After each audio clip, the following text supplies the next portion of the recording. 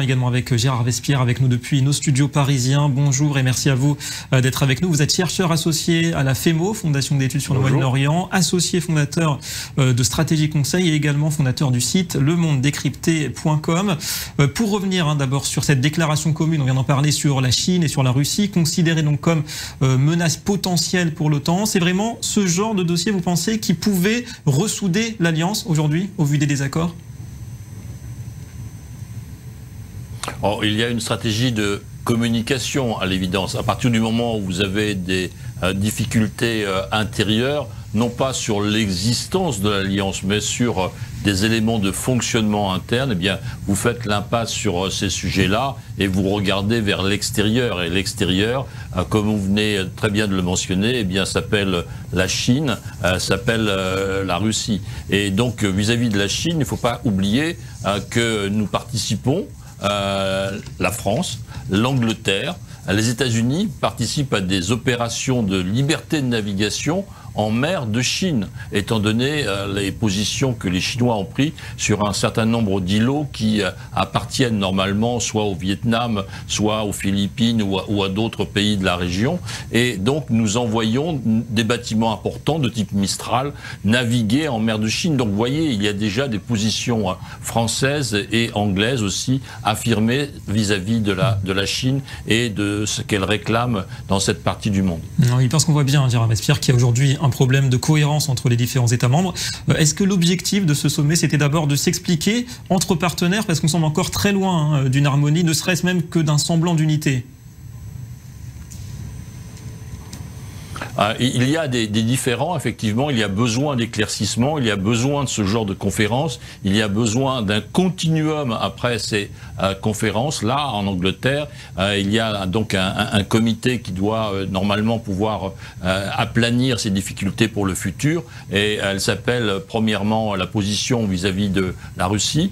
Ça vient d'être expliqué, et la Russie est reconnue comme étant un adversaire, non pas un ennemi, non pas un ami, mais au milieu, un adversaire avec qui donc on a des conflits et des oppositions en Ukraine, en Crimée, potentiellement aussi dans les pays baltes.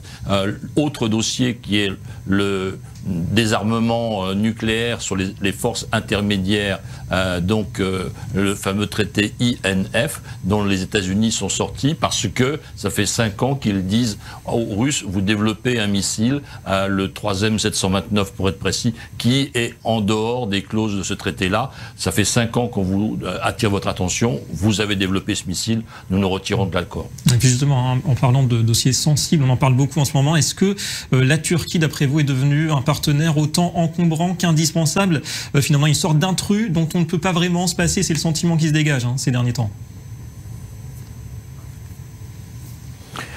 Et si on poursuit le parallèle historique, on se demande s'il ne faudrait pas faire un parallèle avec la position de la France en 1966, quand la France est sortie du commandement militaire intégré de l'OTAN, en restant dans l'OTAN, mais en sortant du commandement militaire intégré. Donc, voyez-vous, on n'est pas à ce niveau de fâcherie et d'opposition entre la Turquie et les 28 autres membres de l'Alliance, mais il y a effectivement des tensions, des difficultés, et s'il y a eu aujourd'hui encore des échanges entre le président des États-Unis et le président de Turquie, eh bien, c'est destiné à aplanir effectivement ces difficultés-là. Ouais, pour revenir sur le fond également, cette alliance atlantique, à l'origine, elle s'est créée sur des intérêts, sur des valeurs, des ennemis communs aussi. Est-ce qu'il y a toujours cette base, ces objectifs mutuels pour maintenir la solidité et puis la pertinence de cette alliance? Parce qu'aujourd'hui, c'est vraiment la pertinence de l'OTAN qui est en question, qui est en jeu. Vous savez, regardez ce qui se passe à l'Est. D'abord, à l'extérieur de l'Alliance, vous avez des pressions en provenance de la Russie, des pressions territoriales sur l'Ukraine.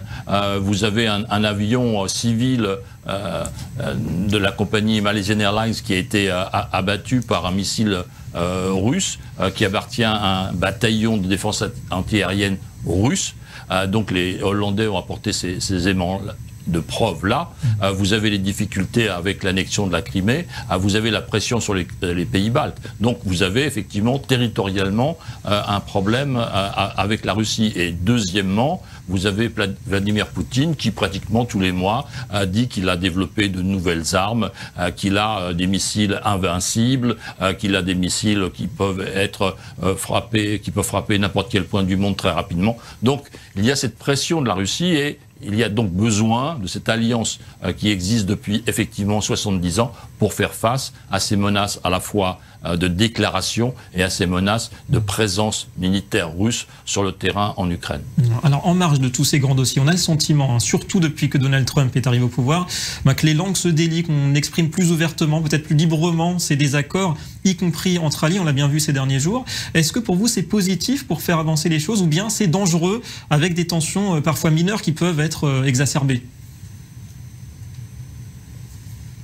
Alors vous faites bien de mentionner le président des États-Unis, parce qu'il y a une différence entre le président des États-Unis, sa façon de se comporter, et puis je dirais le système américain profond, aussi bien du ministère des Affaires étrangères, du State Department, que du ministère de la Défense, du Pentagone.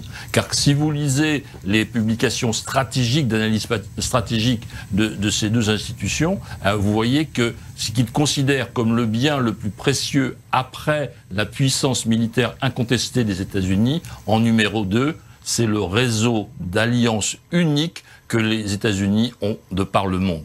Et ça, c'est effectivement, dans l'État profond américain, une stratégie reconnue, l'importance des alliances, l'OTAN, et puis en Asie, les alliances avec la Corée du Sud, avec le Japon pour faire face à la Chine, et même l'administration Trump a eu l'idée et fait des propositions depuis 2017 d'avoir une Middle East Strategic Alliance, le MESA, qui comprendrait l'Égypte, la Jordanie, le Koweït, l'Arabie Saoudite, même le Qatar.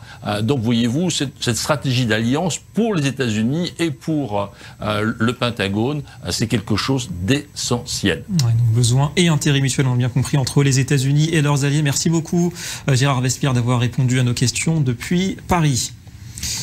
Il devait se rendre à Londres lui aussi pour s'entretenir avec certains leaders internationaux en marge du sommet de l'OTAN, mais c'est à Lisbonne, au Portugal, que se trouve aujourd'hui Benjamin Netanyahou, rencontre notamment avec le chef de la diplomatie américaine, Mike Pompeo, et au menu, entre autres, le vaste projet de normalisation entre Israël